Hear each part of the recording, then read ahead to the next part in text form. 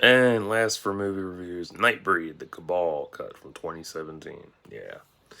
Yep, I got a hold of this thanks to my good friend Cam from Jacked Up Review Podcast. Yep, super happy I got to see this bitch. So, I've seen all three versions, which is superior. Already, I can see the changes. This was a good fucking movie, wow.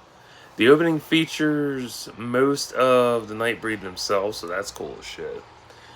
I do like how it starts off with Boone and Lori making you think it's going to be an innocent.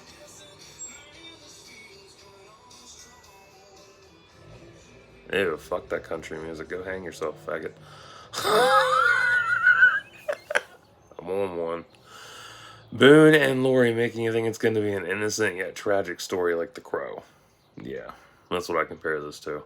Lori's silk flower robe is pretty. I'm glad there's more love story. It definitely helps Boone and Lori's relationship overall versus the other two cuts. Like the original, you don't get a lot. The director's cut, a little more, but not a lot. Extended sequence for the family getting slaughtered. You know, I never noticed it, but the tomatoes rolling across the floor, they roll perfectly. Like in sync. It's amazing. The quick scene cuts are noticeable, but not irritating. Dr. Decker literally gaslighting him into thinking he killed those people. I never picked up on that. Or manipulating, but also gaslighting. Boone feeling remorse over actually killing those people, that's common for patients. I'd like to know what he wrote down before burning all of it. Yeah, I want to read that journal so bad. Fuck. Laurie's singing is atrocious. Ah.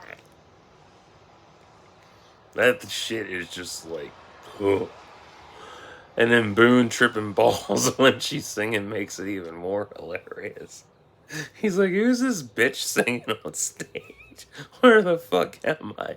Why am I here? This is some bad acid, man. Oh, God. I will say the vintage footage added in thus far is good, despite being grainy. There was one part where it was super dark, you couldn't see shit, but Boone's attire stands for different things. I always wondered this. His jeans mean rugged individualism, jacket means strength, bravery, general badassness, elegant style, power, depth, and at ease. Less sexually inhibited. His shirt means innocence, peace, virginity, solemn hope, purity, kindness, consideration, patience, simplicity, spirituality, soothing, simplicity, and idealism. His boots symbolize increased discipline and self protection. Yeah. I've always wondered that shit when it comes to outfits. I know most colors have different meanings, thanks to Star Wars, but in clothing, it in general has different meanings as well.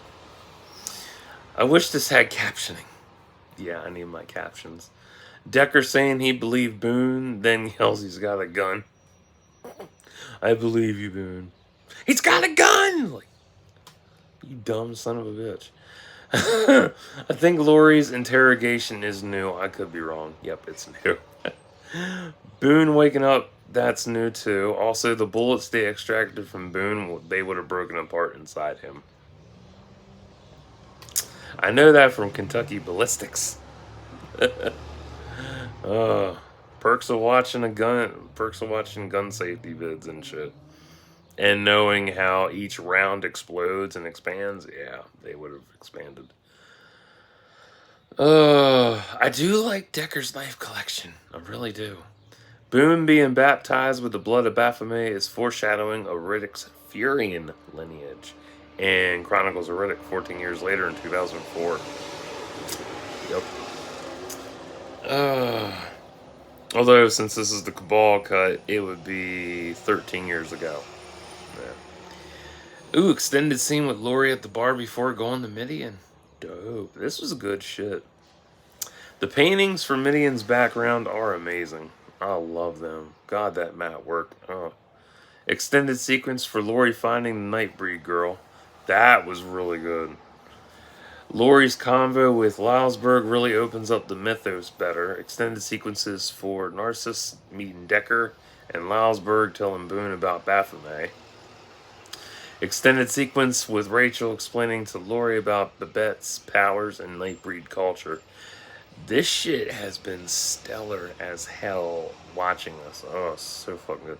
So Decker's been killing Nightbreed for a long time. Crazy shit. Baphomet is still the best god design ever. Laurie exploring the underground is extended and phenomenal. Laurie convincing Boone he belongs with her versus the Nightbreed is selfish but relatable. Love the old cop cars too. I never get tired of those. Also love how they point out Boone's dead by how he smells, given he's been dead 4 days now. Yet everybody's like, "Oh, hey, what's up, Boone? Boone, what's up, buddy? You don't stink at all." Like, how can I be around a 4-day-old corpse and not get like, "Boy, you need some Febreze." Wow, new sequence with Babette psychically linked to Laurie. That was dope. That is a major highlight of this fucking movie. Onaka's death is pretty rough and a reflection of how black folks were treated back in the day. Yeah. You could also loosely say it's a foreshadowing of what would happen to Rodney King in 1991. Yeah. Detective Joyce pulling away from Onaka, he could see himself in Onaka's eyes. Definitely. Nightbreed themselves are a reflection of minorities being mistreated by the cops and outcasts in general, too. Officer Kane gun montage is extended. Gnarly. Sons of the Free is basically MAGA folks. My gun, my life, my liberty. My sister, cousin, daughter, brother, cousin, uncle. We're getting married.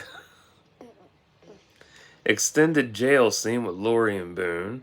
I like the hot rod Narcisse drives. That thing is awesome. Extended sequence for the Sons of the Free and the preacher going in the Midian. Decker's hearing a voice in the mask he wears. Shame there wasn't more explanation on that. I wish there was. I'm hoping there is in the comics, but I don't know. I won't know until I get my hands on the comics if I can. I do love how the Nightbreed have Pueblos underground. I love Pueblos. They're beautiful. Preacher encounters the Nightbreed. Extended battle in Midian is gnarly. That was so good throughout. Oh, so good. Cum-worthy. Preacher, Preacher exploring the underground is cool. Decker just beheaded Narcisse. That was a bitch, man. I love Narcisse. He was so cool. Still love the Berserkers. Easy designs too. I've covered some of this in my previous review for the director's cut, so you can check that out. But yeah, this is new shit, so it's fun. But yeah, the Berserkers, their designs are basically old football uniforms. I love that. That's so low budget. So cool. Nice extended sequence with Baphomet and Boone. Boone's now Cabal and has the proper mark on his forehead. Yeah, I noticed that in this because in the director's cut he didn't have a mark. So that was cool. Baphomet is being evacuated and the underground is being destroyed. Detective Joyce saves Babette. Preacher killed Eigerman. Nice.